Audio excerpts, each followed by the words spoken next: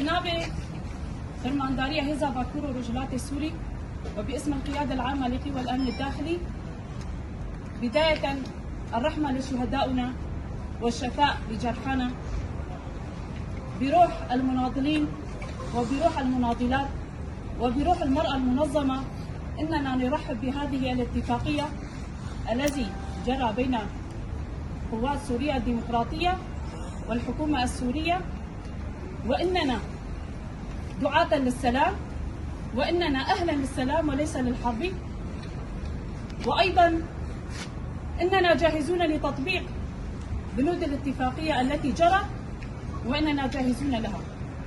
جنجيان آزادي، المرأة حياة حرة.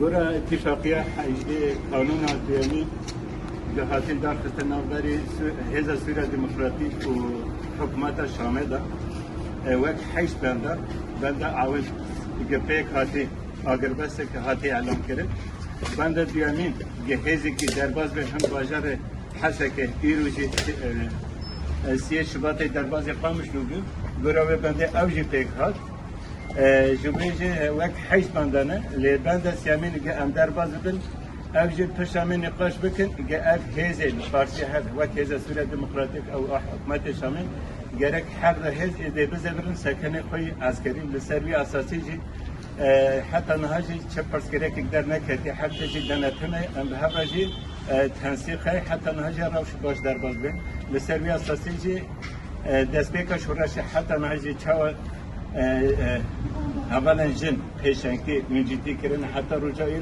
رولا خود شورش در لیستون سساقی دادن اوجی بکردن نرم نکنیم. بسم الله الرحمن الرحيم. السلام عليكم ورحمة الله وبركاته.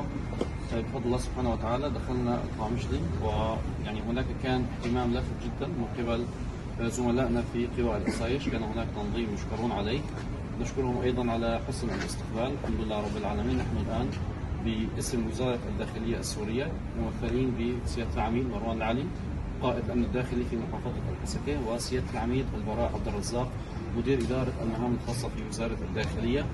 وزارة الداخلية تستلم الآن من قوى الأسايش المباني الأمنية في مدينة القامشلي للانتشار ضمن المدينة ومساعدة قوى الأسايش في ضبط الأمن فيها حسب الاتفاق المنصوص عليه بين قوات سوريا الديمقراطية وبين الحكومة السورية. أنا ما وجدته وما رأيته حقيقة أن هناك جو إيجابي جدا من جميع الأطراف، وهذا الأمر الحمد لله رب العالمين الشعب السوري بحاجته. اليوم انتصر الشعب السوري بكل مكوناته، اليوم نبدأ صفحة جديدة ونبني سوريا جديدة بعيدا عن الثارات وبعيدا عن خطاب الكراهية وبعيدا عن خطاب التفرقة.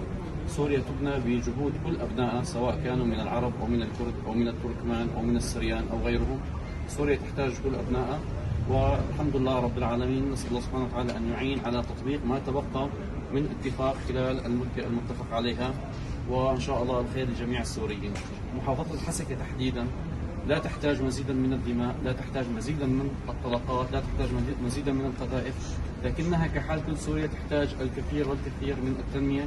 وبإذن الله بعد هذا الاتفاق وبعد دخول مؤسسات الدولة السورية بإذن الله ستعود الحسكة لتكون قلب جديد ينبض لسوريا بالاقتصاد والعمران والحضارة.